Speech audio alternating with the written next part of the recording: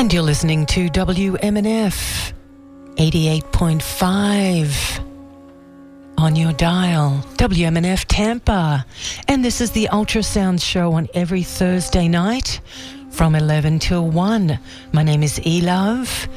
And tonight we have special guest. We're going to be speaking with Dr. Ray Peat, who has a PhD in biology from the University of Oregon with specialization in physiology. He's taught at several universities, including the Uni of Oregon and Montana State University, and also the National College of Naturopathic Medicine and Blake College. He also conducts private nutritional counseling, and today we're speaking with him about the effects of stress and trauma on the body. Greetings and welcome to the Ultrasound Show. Hi, thank you. Okay, so let's dive in. Tonight's theme is really about how the body reacts to stress and trauma. So let's first talk about day-to-day stress and what happens to the body and the brain physiologically. The first thing is that if you're really healthy, you can meet challenges without experiencing something that Hans Selye would have called stress. For example, if you are not very healthy, just skipping a meal can put you in really serious stress. But a healthy person stores something like 7 or 8 ounces of glucose in the form of glycogen in the liver and muscles and brain. And since at rest the muscles can burn primarily fatty acids, your brain is the main thing that consumes glucose. So if you're at more or less inactive and relaxed, you can easily go 12 to 15 hours without eating and without having any stress at all. But if you're not able to store that much glycogen, and for example, low thyroid people or people with a history of severe stress aren't able to store very much glycogen.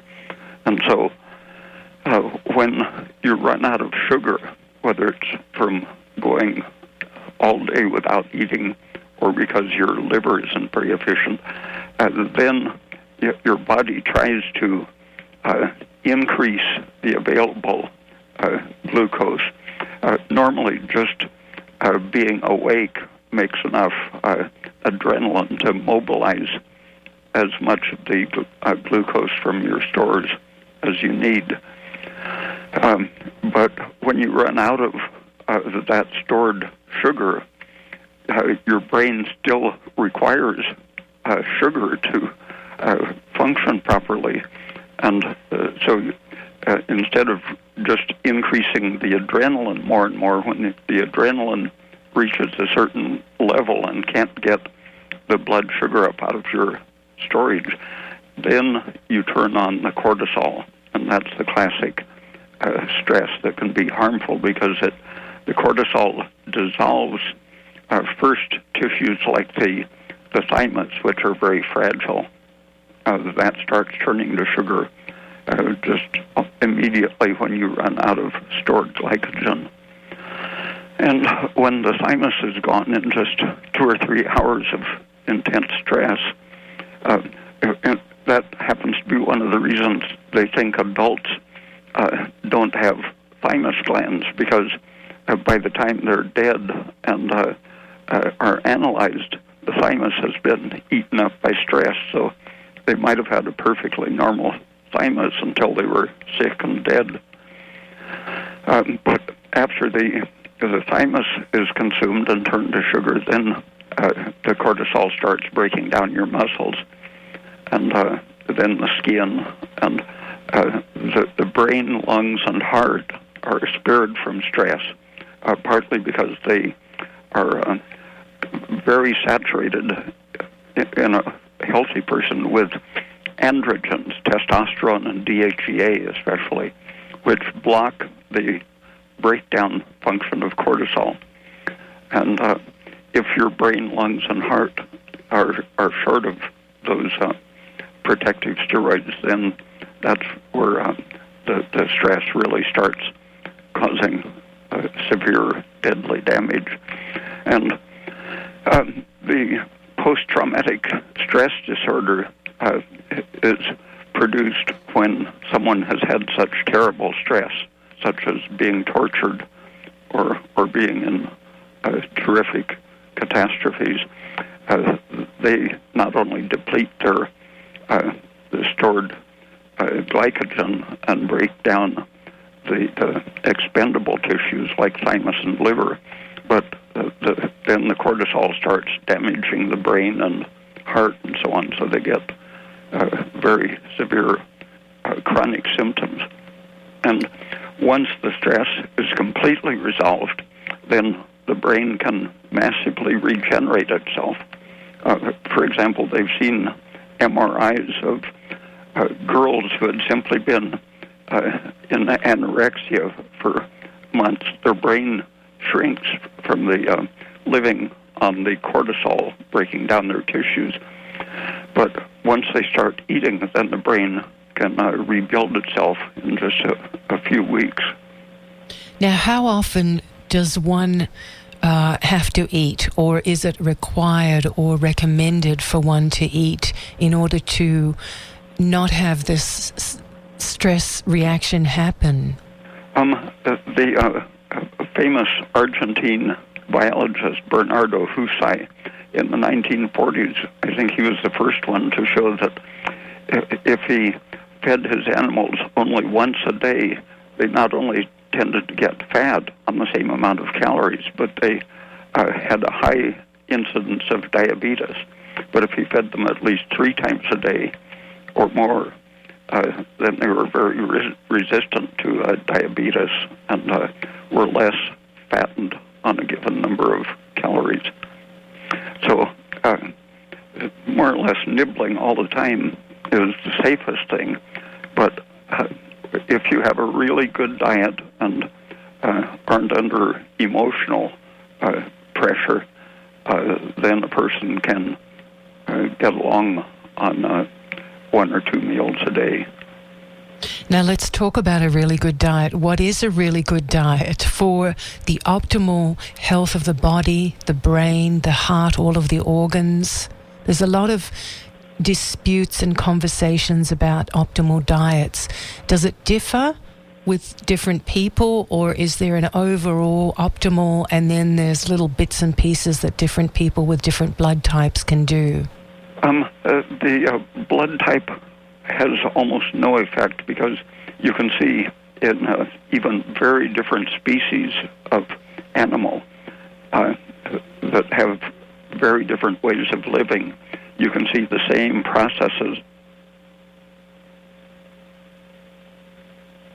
So there's a universal animal diet that is optimal, but the proportions vary with the type of activity and your body size and metabolic rate and personal history. Your previous stresses will affect what you need. So let's talk about someone who perhaps is not that healthy and that does have stress, which is quite common. What would be the recommended diet for them? What's some of the things that they can eat? One of the reasons that the single meal eaters tend to get fat and diabetic is that it triggers a great surge of insulin, and the insulin then triggers cortisol.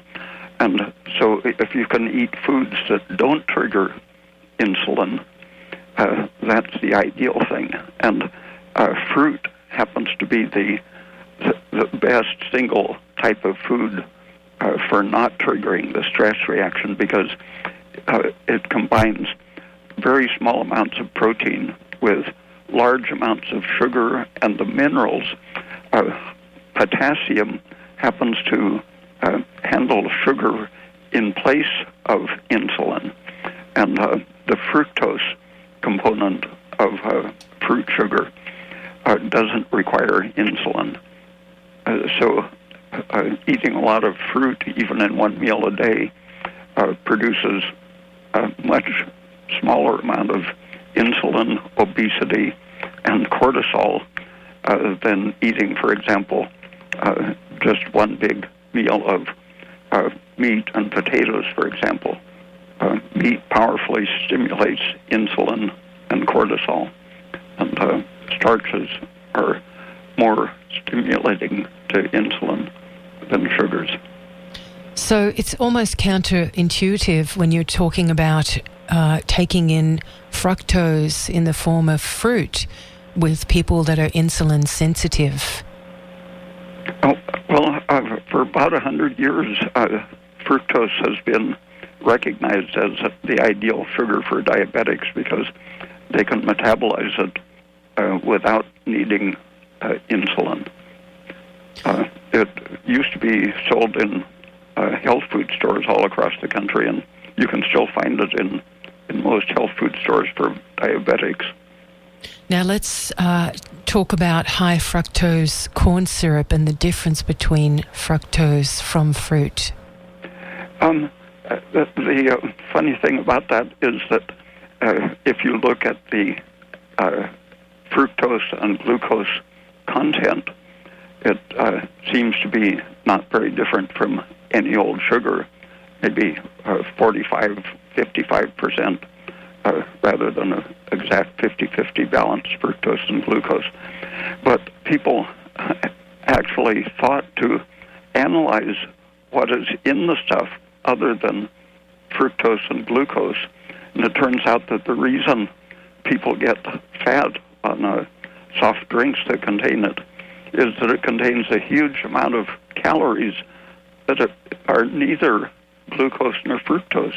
It's the syrupy component, basically a type of cornstarch or corn syrup, which they don't count it because it isn't fructose or glucose, but it's there as calories. Now, they're using this in so many different things, from salad dressings to soft drinks. It was a trick because of the boycott of Cuban sugar starting in the 60s. The price of sugar went up because they wouldn't buy it from where it was cheap.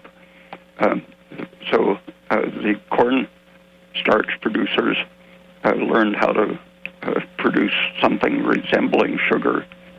And it's really like the old Karo syrup, which was not a very appetizing way to sweeten things, but during the Second World War, I think the Germans pioneered it, but in the United States, sugar was scarce, and corn syrup started being used in canned things and even in homes as a substitute for sugar.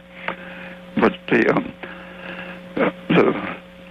sweeter form, more palatable form that they call high fructose corn syrup was developed in the 60s in response to the increased price of sugar. It's amazing. They've done similar things with oils too, in using oils that are quite toxic in our foods. The cottonseed industry was a major power behind that. Way back in the end of the 1800s, the gin of to make cotton textiles more economical. They had machines to get the seeds out of the cotton, and in proportion to the production of cotton, they were accumulating seeds that were too toxic to feed to animals. And they found that they could squeeze oil out of the cottonseed, and by chemically hardening it, they could sell it as artificial butter. And the butter industry finally, they were, for I guess about 20 years, required to sell it in colorless state, and the person had to add color so that it wouldn't ruin the butter industry. But the seed oil industry gradually got powerful enough that they could convince people that it's better than butter. But in fact, it has many toxic effects that butter doesn't have. Is this the same as rapeseed oil? The first rapeseed oil happened to cause severe heart disease, and the industry wanted to sell it for margarine and cooking oil and so on. And there was a particular oil in that plant that they decided to blame the heart injury on. But Hans Selye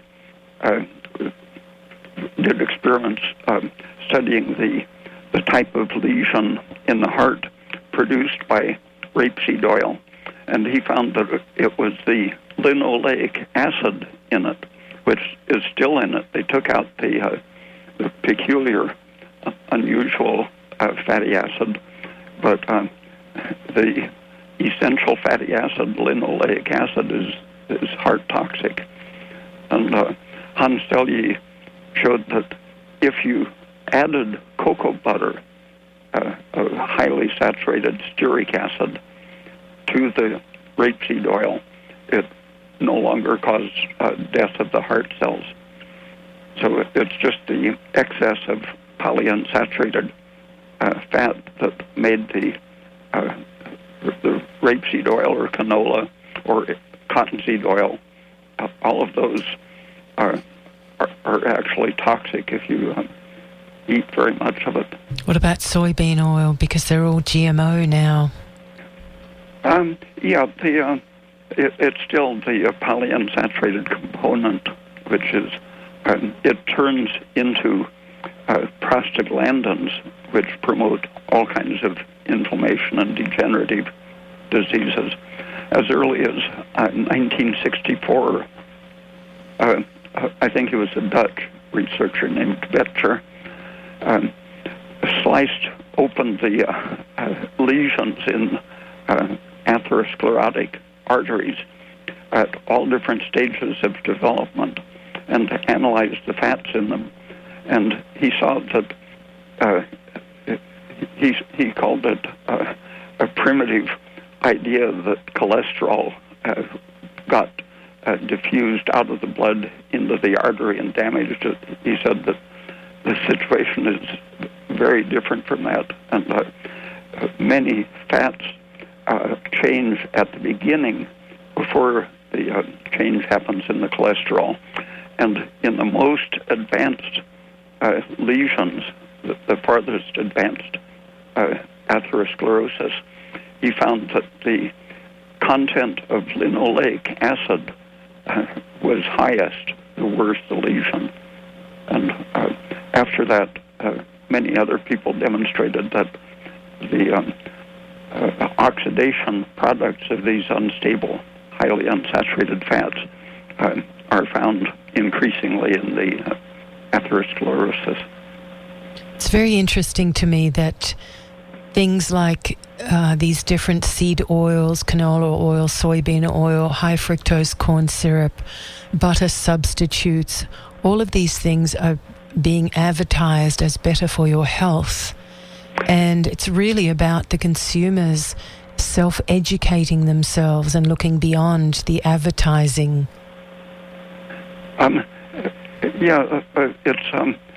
They have to think of some excuse for claiming that people should buy them because they don't taste good. And so the idea that if they are essential in some sense, then the more you eat, the better they are. But in fact, it's very questionable whether they're essential as a nutrient at all. Animals can live more or less indefinitely. You can grow cells forever in a dish without any of those, which I think that alone proves that they're not essential nutrients. And the more you increase in the diet, there's a direct relationship with the incidence of spontaneous cancer in proportion to the essential fatty acids, so-called. And that was first demonstrated in 1927 and over. But the industry keeps publicizing them as health foods. Well, that's the way it's been for many, many years, and it'll probably continue. Although I think people are becoming more aware and being more conscious and really trying to seek out different dietary options. And going back to the roots, there's been a big surgence of grass-fed beef, for example. The beyond fruits in the ideal diet, the ruminants are able to detoxify the polyunsaturated fats in grains or grasses, and it happens to be vitamin E in the grass, which enables them to convert polyunsaturated linoleic acid into the trans fatty acids, and there's one of the components of butter or beef fat that is being sold as a drug or a health food because it counteracts the toxic effects of the polyunsaturated fats. That's called the conjugated linoleic acid. And you get some of that in beef, butter, cheese, and milk. And the high ratio of calcium to phosphate in butter and cheese comes from the fact that green leaves, if the cow is allowed to eat at least some hay and grass, the leaves contain a low amount of phosphate and a high amount of magnesium, calcium, and other safe minerals. Too much phosphate, which you would get on a grain-based and meat-based diet mostly. The phosphate becomes toxic when it isn't balanced by at least as much calcium and other minerals, including magnesium. And so milk and fruit and cheese give you the main nutrients. And then there are just the regionally deficient things such as iodine and selenium, that if you eat some kind of seafood, then you're getting the basic things for anti-stress foods. So for vegetarians, would you say that it's a little more difficult because they're not eating these products? Yeah, but if you concentrate on well-cooked greens, the protein and mineral balance in cooked green leafy vegetables, those are essentially the same as in milk. It's just less concentrated because of the high cellulose diluting it.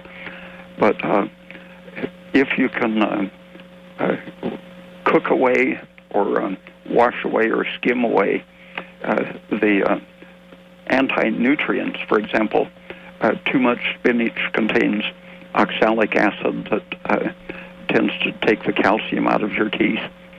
And some leafy vegetables have chemicals that block your stomach digestive enzymes. But a variety of cooked greens will provide the same type of protein that milk provides, as well as the very favorable balance of magnesium, potassium, and calcium in relation to phosphate. So aside from the spinach, what other vegetables would be better off cooked as opposed to raw? And do you advocate any raw foods or raw salads in the mix? The very juicy fruits are best raw, but if they're starchy, like bananas or plantains, they should be cooked by preference because the starches can enter the bloodstream and trigger allergic reactions, and too much undercooked starch, it's called persorption. The particles enter the bloodstream and can block capillaries and arterioles, causing cells to die until the particle can be broken down, but it can stay in place long enough to kill cells in the heart and brain and lungs. Feeding mice on a very high raw starch diet, biologists in Germany found that they were very prematurely aged because of the death of cells in all of their organs that were blocked by starch grains. So starch, like potatoes, are almost a perfect food if they're very well cooked, because you want to break down the starch, and the non-starch ingredients of a potato have almost a perfect balance of nutrients. B vitamins, the essential amino acids, carbohydrate in the right proportion, and the only things lacking in a pure potato diet would be vitamin A and vitamin B12. Otherwise, they're a very balanced food. Are you speaking about sweet potatoes or white potatoes? White potatoes. Some white potatoes, so-called, contain enough carotene that could provide the requirement of vitamin A, but sweet potatoes often contain so much carotene that it interferes with digestion, and too much carotene has anti-hormonal effects. It can slow down your production of thyroid hormones, progesterone, adrenal hormones, and so on, if it accumulates to the point that it's making your palms turn orange. Which it does with some people who are juicing carrots a lot. Yeah, I constantly warn people about that. There are good chemicals in the juice, good nutrition, but unless your thyroid is pretty active, it's going to accumulate the carotene, because you convert carotene to vitamin A if you have vitamin B12 in proportion to how active your thyroid hormone is.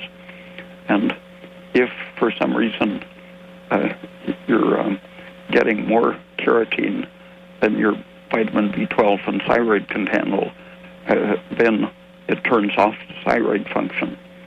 I experienced that myself about 40 years ago, eating so many carrots that I suppressed my thyroid. But if your thyroid is good, then having a whole carrot every day has some very important anti-stress functions. Yesterday I heard from a woman who said that she had started a daily carrot salad and had almost immediate relief from all of her premenstrual and digestive problems.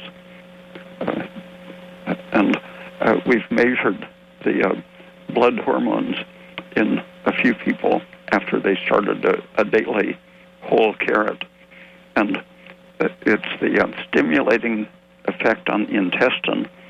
The fiber in the carrot isn't digestible, and so the excretion of the bile into the liver carries all kinds of detoxified chemicals and hormones that if you have fiber in your intestine, these toxins that the liver has got rid of will be carried out, bound to the carrot fiber.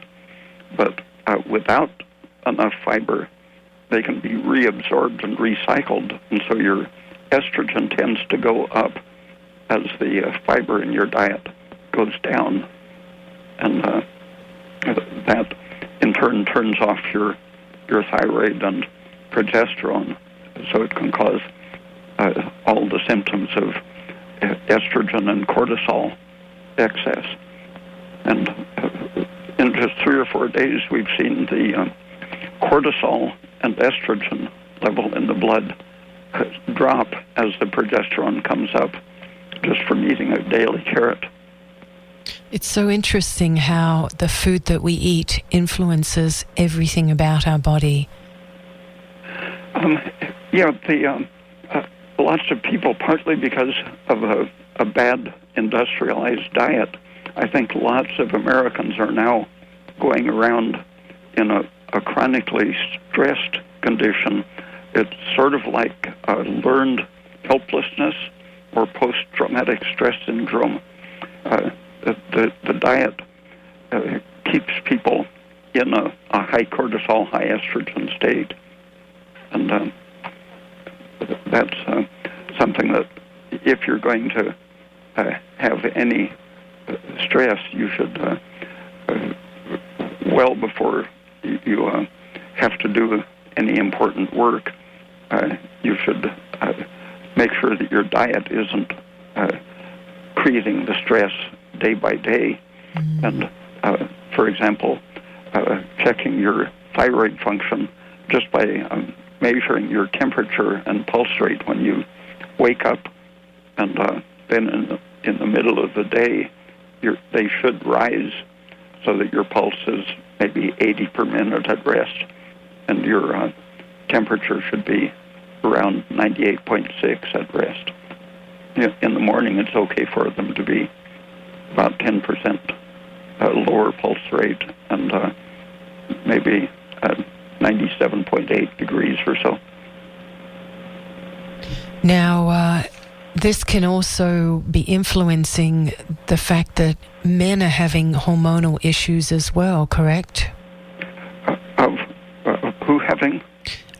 In other words, the food that both men and women are eating, men are also having hormonal issues. It's not only women. When a man is on a very bad diet or is under stress or has an accident, the estrogen level rises sharply. And in old age, with any of the degenerative diseases, men tend to have a sharp increase in estrogen. So they can avoid this or monitor this by their diet? And your temperature is the quickest way because estrogen lowers your temperature. Thyroid and progesterone and DHEA help to maintain a good, steady, high metabolic rate, even at rest. So when people get cold when they're sitting there in front of their desk or at home, then that may indicate that the hormones have changed and the thyroid is dropping. And one of the tricks of the body through increasing the adrenaline can compensate for hypothyroidism. And so some people are hyper alert and anxious and have a high heart rate, even though their thyroid is really low, and their temperature can be held up and look normal, except that it's likely to be higher when you first wake up in the morning and then decrease when you eat something. So it switches. Because the nighttime is when you aren't eating and your adrenaline and cortisol rise. Those can tear down your tissues at such a rate that they keep your temperature up. Then when you eat something and lower the stress, you see that your metabolism is really not so high. And when the adrenaline is very high, even though your oral temperature might seem normal, your hands and feet will be cold. And maybe the tip of your nose even, because the body is directing the energy so that your brain, lungs, and heart aren't deprived or chilled. But your body can consider your hands and feet somewhat expendable and let them get very cold.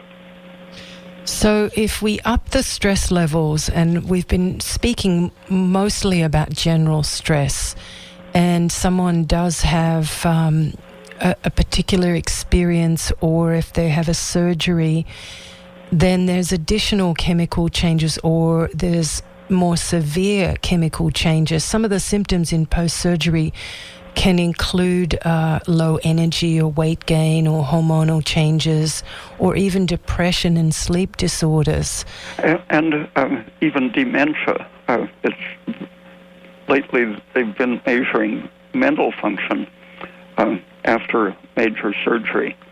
And for months, even years after major surgery, people's mental function is often slowed down.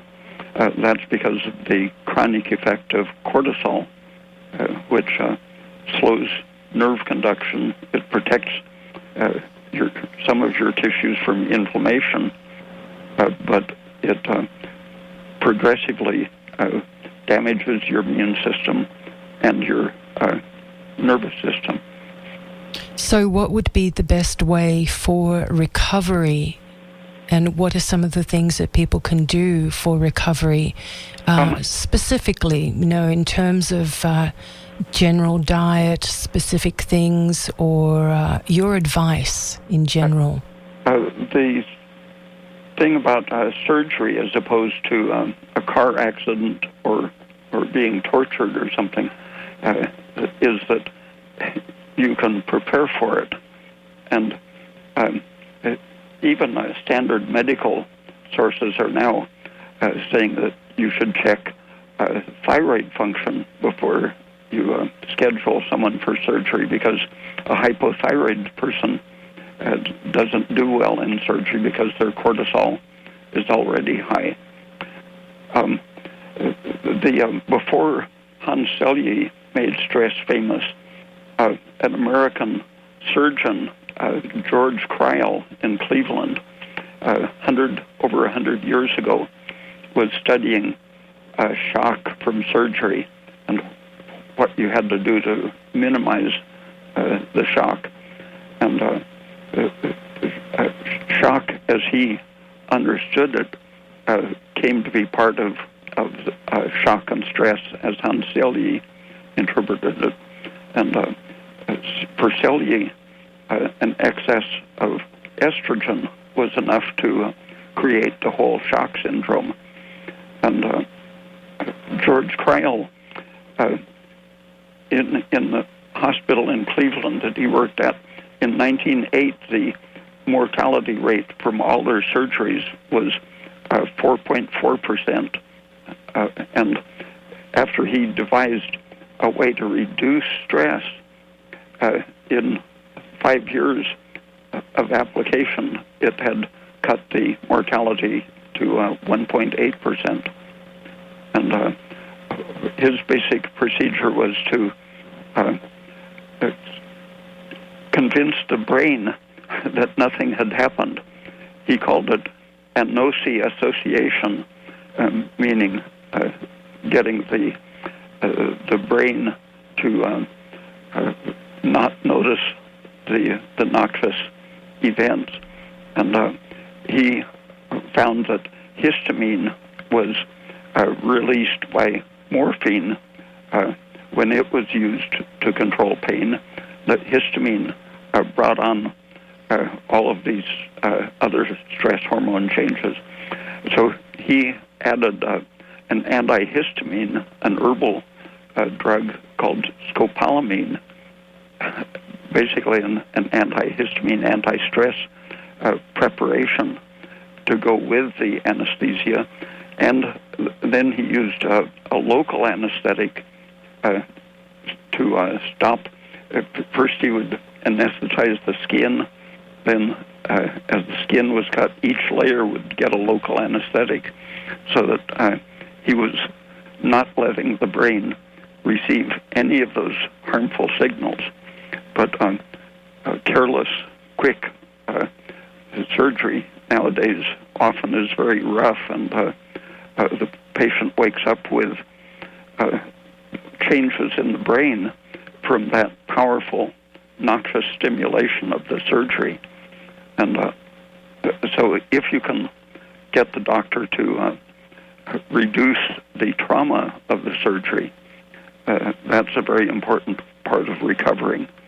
And like the hypothyroid person doesn't recover very well because their metabolic rate is slow. Their temperature is also very low. And since the surgery turning on the stress hormones turns off the thyroid function, temperature tends to drop drastically during and following surgery. And in proportion to how the temperature falls, the person's recovery is impaired.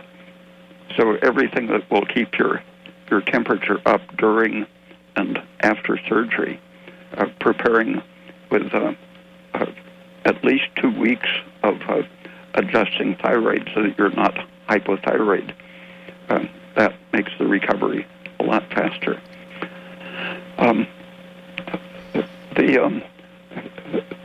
A study in Mississippi, I think it was, found that if the intensive care people would check the patient's vitamin D levels as they came in, they found that out of 278 cases, only 3 people had normal vitamin D. Partly that means that deficient people get sick more often, or that sickness lowers your vitamin D, but some of them had as low as 8 or 10 nanograms per milliliter, where it should be 50 or 55. That's the normal range. And when he got the dietitian to check their vitamin D levels and supplement vitamin D, the length of stay in intensive care was cut in half, survival increased, and the expenses, it saved the hospital more than half of the expenses just by that one vitamin. It's amazing. You mentioned a vitamin. It's amazing. You mentioned a Hobo Antihistamine earlier. What was that again?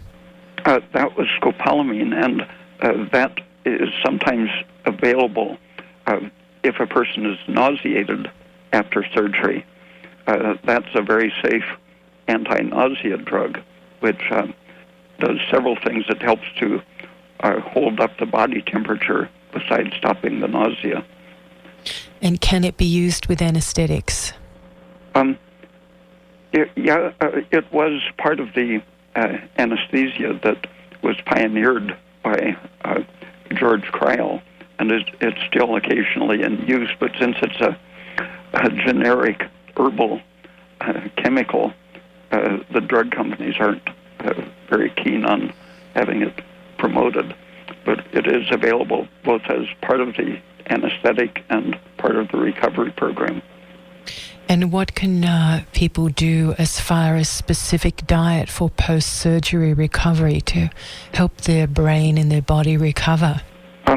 The same foods that are generally good, but emphasizing the things that are lost specifically by high stress, which are protein, zinc.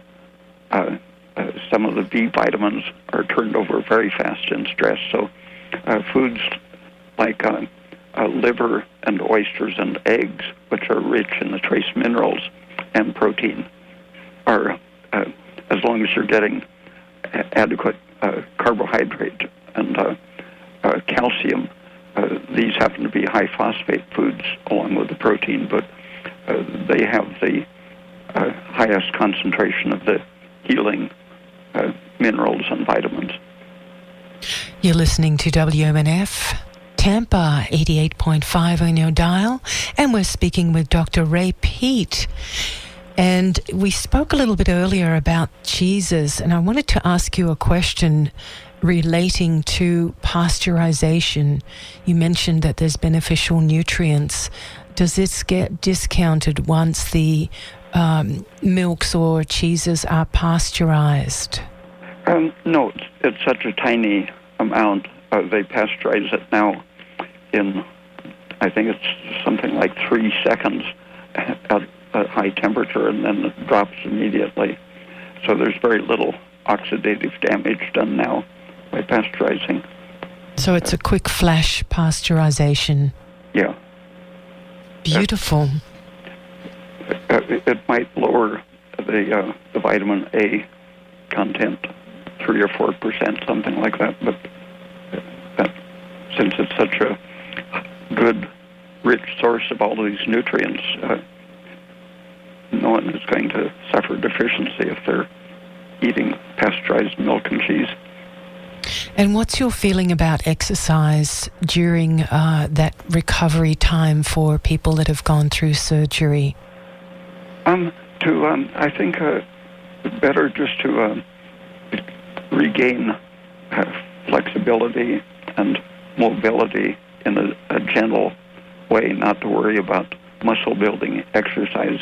The time to think about that is before surgery, because in one study of old people, they found that the fatter they were, the better their long-range survival was. In the 6 months following a surgery, the death rate was much higher in the lean, low body mass people, and the survival went up directly in proportion to the body mass. And in aging or stress, the muscles are shrunken, and it isn't just the fat that is a buffer against stress, but it's mainly the mass of the muscles. And exercises such as deep knee bends, mild weightlifting with dumbbells, just a few minutes a day of mild resistance exercise of that sort can keep your muscles sound and relatively massive.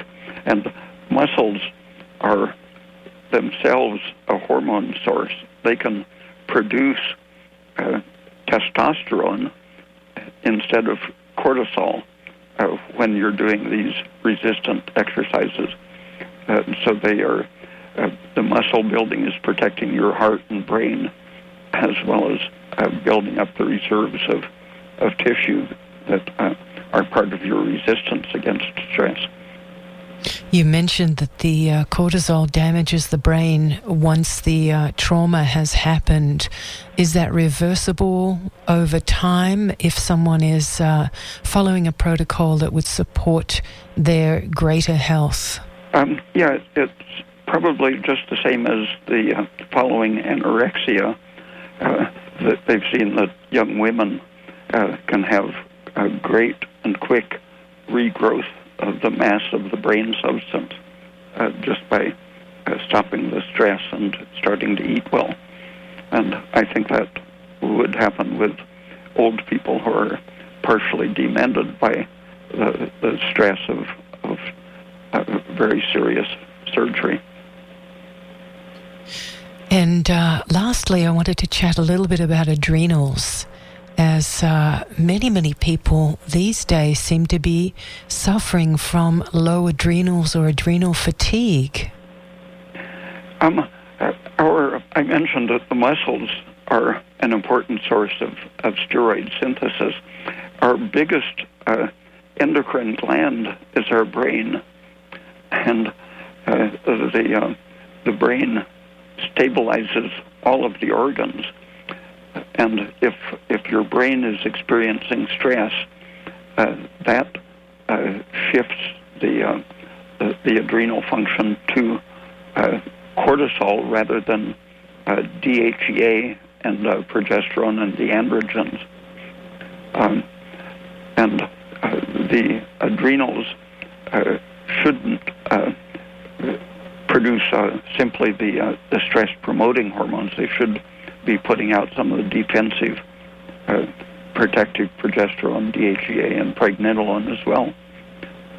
But when your brain gives them these super stress signals, then they will overact, and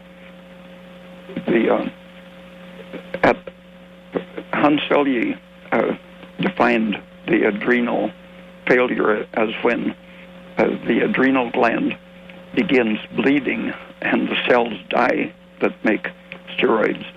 But the adrenal cortex is extremely able to regenerate as fast as the thymus and thyroid gland.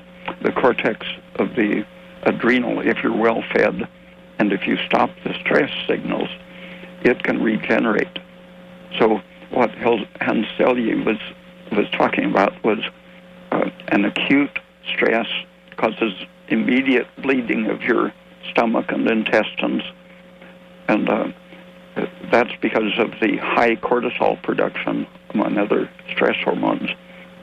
And if you continue that too long without feeding some of the curative nutrients, sugars, zinc, magnesium, calcium, and so on, vitamin D, then the adrenal glands can't keep up the intense work, and they start bleeding, and tissue dies. Too much estrogen is one of the things that can contribute to overacting of the adrenal cortex. In animal experiments, we saw that just injecting a big dose of estrogen would cause adrenal enlargement in a moderate case, or bleeding and death in an extreme dose of estrogen. It's absolutely amazing